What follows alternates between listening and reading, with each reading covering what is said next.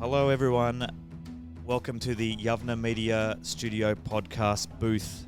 I'm here with Rabbi Cowen, and it's coming up to Pesach, a major Jewish holiday on the calendar. We're in the year of Nisan. What don't you know? Yeah, I know plenty. It's all about Pesach. We've got the break coming up, but Rav Cowen, we're here to discuss Pesach. We did a couple of weeks ago, we spoke about Purim, and now we're here to discuss Pesach because people like these general chats about Pesach and about all What's the Jewish upcoming. holidays. Yeah, what's up and coming. So let's go through it, shall we? Okay, awesome. How long is that Egyptian music going to be accompanying us? Oh, look, there we go. Beautiful. Go on. So about Pesach, Rav, I mean, we finish next Wednesday, or we finish on Wednesday, whenever we post this, but what's the first steps into Pesach, and what's this celebration about, really? I know bits and pieces over the years, but yeah, let's go through it. Okay, this is a big one. Some would argue the biggest. In fact, according to the Gen 17 survey, which was a survey they did of sort of, what Jews are still doing these days. Okay. What they're observing, what they're not, which schools they went to, who they're marrying, all those sorts of questions. Yeah.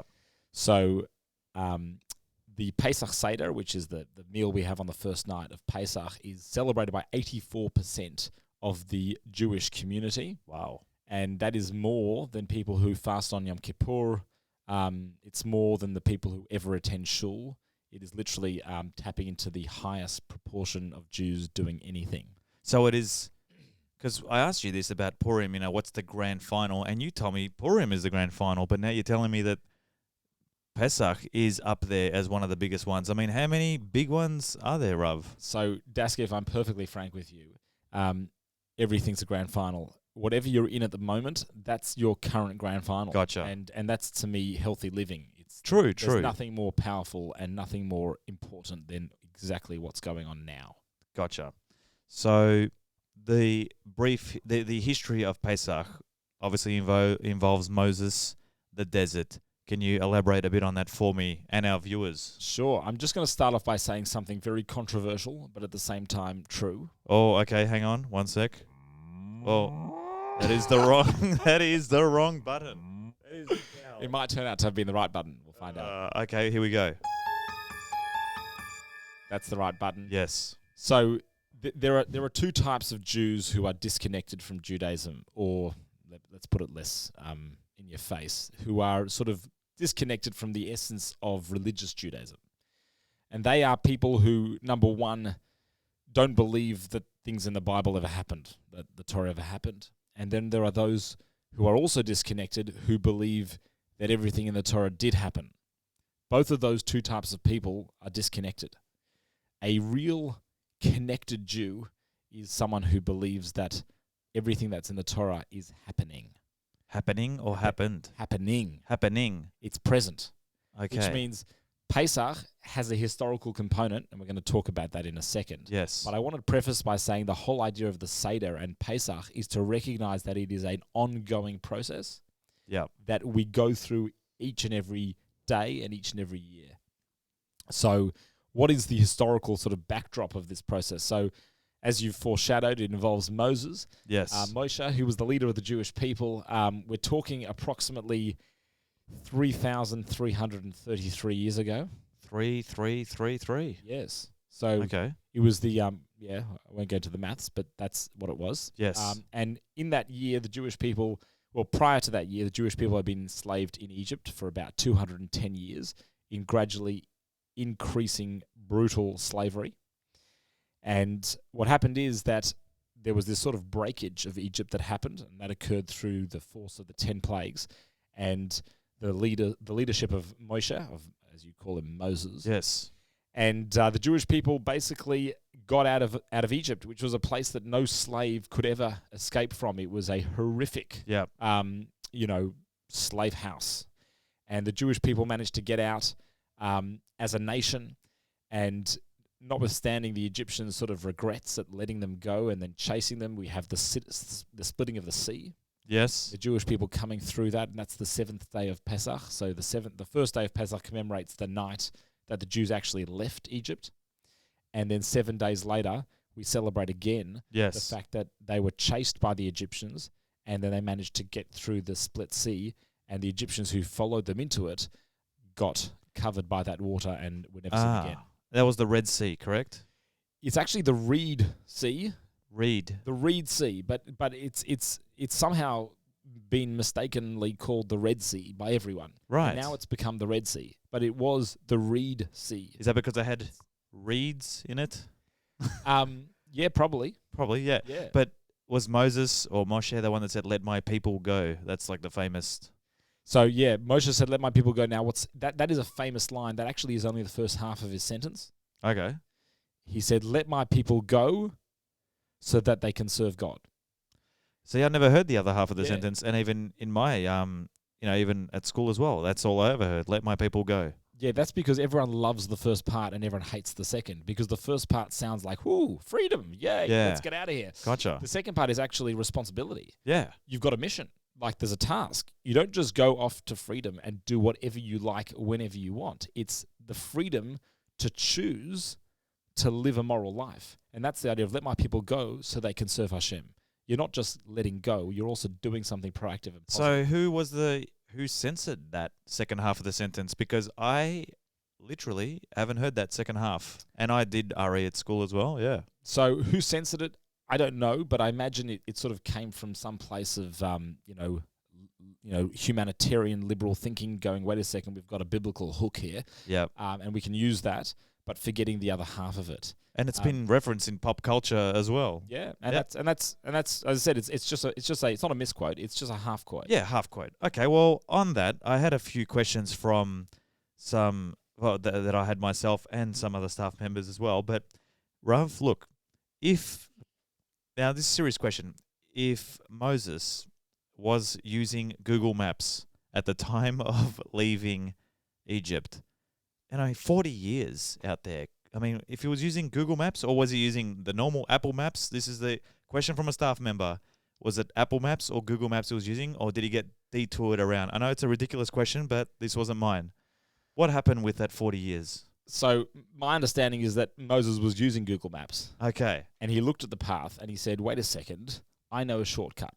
Okay. And he scrapped Google Maps, and 40 years later he arrived in Israel.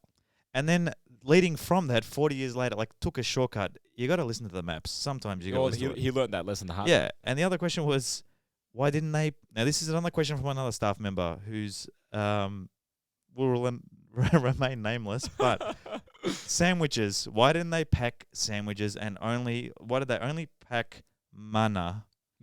Matzah. Well, Yes. I knew it was matzah, but what is matzah? Yeah. Okay. So I'm going to take both of those questions and actually deal with them as one, because remember we said that going out of Egypt is not something that happened. Yes. Well, it's not just something that happened. It did happen, but it's not just. It's something that's happening. Yes. So going through the desert for 40 years and taking matzah are both ideas that are ongoing. So what do they mean and why did they happen? So number one, the whole idea of 40 years. In Judaism, 40 is associated with preparing. So for example, a fetus spends 40 weeks preparing to enter the world. Yes. There's also an idea called mikvah, which is made up of 40 measurements of water, the idea that prepares you for entering into a state of purity. And there are a number of other 40s in Judaism. So the 40 years of the desert means the Jewish people were spending time preparing to go to Israel, because you don't just walk into Israel. Rav, the 40 days, even in, what, my religion just say, there is a lot of 40-day references there. Is that, I mean, it could be linked, 40 days after someone passes, 40 days in the desert. Well, 40 days is there's an idea like a person doesn't fully understand their teacher's mind until 40 years after they've learnt from their teacher, meaning there's a process of fermentation. Yes. That takes place from the point that the seed is sown to the point that the tree becomes a viable being. And that idea is basically the idea of preparing. And I think coming to Pesach, like we're doing a podcast right now. Yes. It's not yet Pesach, but we're preparing for Pesach. And Pesach is only as good as the preparation you put into it. So those 40 years in the desert, and maybe the 40 years that you're talking, or the 40 days in your culture, maybe those two things are interlinked because it's a very biblical idea. Yes. And you're a biblical man. Yeah. So that idea of 40 is preparing, and I think the idea is that the Jewish people needed to prepare, and that's such a very relevant present message. In preparation, that leads to my next question. We didn't address the matzah question. Well, the matzah question was, Why didn't they just take sandwiches? why don't they take sandwiches? So this is crazy, but I don't know if you're aware of this, but Egyptian culture invented bread. Like, you probably think, hey, what are you talking about? Well, it was the No. Greeks. Come on. I mean, You wish. It was the Egyptians. They had invented the process of putting yeast into dough to create this leaven yes. process, which means leaving Egypt is not just leaving the land of Egypt, it's also leaving Egyptian culture, which means taking matzah to go is a very meaningful thing. It means that I am not leaving Egypt, but taking Egypt in my backpack. Gotcha. We often think we're leaving places, but really we're physically leaving them, but we're actually still carrying their baggage. Yes. So to not take bread from Egypt means to really not take anything, to leave it fully behind and enter into a fully new reality. And so matzah is that non-Egyptian bread. It's the bread the Egyptians did not make. Make sense? It does make sense, but then about the sandwiches and about the matzah, I've been asked to ask you from another person. Why do you take credit for these questions? Because some are I know they're all controversial. from you. Okay, they are No, controversial. some of them aren't from me, but this one's definitely not. Someone asked me to tell you, you're doing that with Rav Cowen? Ask him what matzah does to your stomach. Okay. Well, And that's why the sandwiches came in. Yeah. I'm not a gastroenterologist. But we'll skip it. It's all good. No. Yeah, there we go. It's a great question still. Matzah does all sorts of things to your stomach, but for some reason people still look forwards to it and still enjoy their first bite. Good. Now, before we go, we'll talk about the preparation you just mentioned. Now, I know during this time, all staff members complain about, we're like, we've got the break, and I'm like, it's going to be good having 2 weeks holidays. I'm going to have Easter. And they're like, you get to have fun and have your lamb on the spit. I've got to clean my house. I'm like, I had a question of this. Can't you just put all the dirty stuff in your house in one room, lock the door, and just pretend it doesn't kind of exist? Or does it all have to be clean? And why does everything have to be so clean? I mean, I get it, cleaning your house, but we're talking major clean. I've heard this happens. Why is that? So, number one, you're probably right. We probably do go overboard. And it sort of taps into our natural sort of obsessiveness about things. And, we're a very neurotic people, the Jewish people. I don't know if you've ever encountered that, but we are neurotic. So part of our neurosis is, we've got to kind of do this to the max. So part of it is just loving the mitzvah. So we've got a mitzvah to get rid of chametz, so let's just turn this into this crazy exercise where we literally remove cobwebs from our roof, which there's no chametz there, but we still do it. Yeah.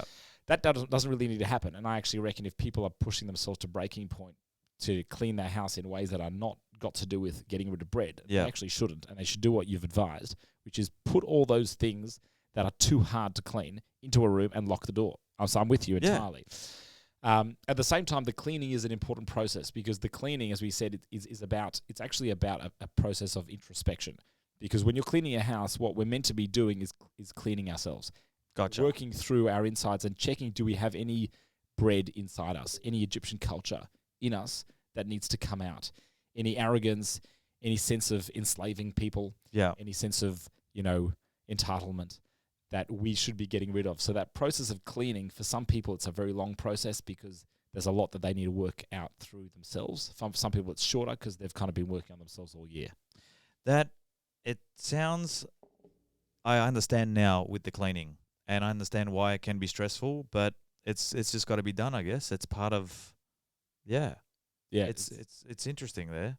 But Rav, look, I think that was it from me. I know this was quite short, but we kind of understood now. I'm getting an understanding of what Pesach's all about.